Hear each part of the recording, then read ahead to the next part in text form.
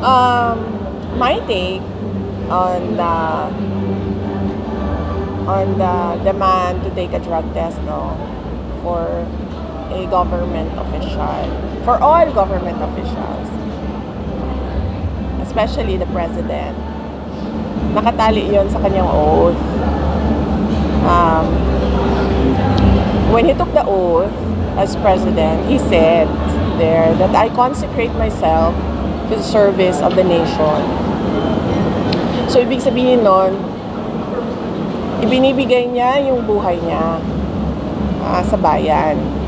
So, ibig sabihin nun, ang nagmamay-ari ng buhay niya ngayon ay ang taong bayan. So, kapag sinabi ng taong bayan na gusto namin mag-drug test ka, hindi ka pwedeng humindi. As president, as vice president, hindi ka pwedeng humindi. Kasi that is a question on your competency to lead.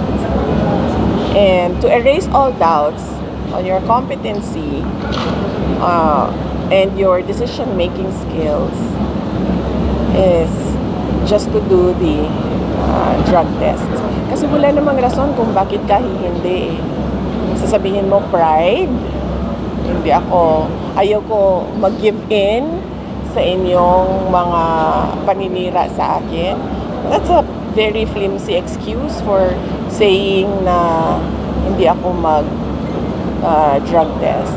Para matapos na, gawin mo yung drug test. At hindi yung klase ng drug test na ikaw yung magsasabi kung paano ko ito gagawin. No. This is a drug test na invested ang public. So it has to be the public who decides on how to do that drug test.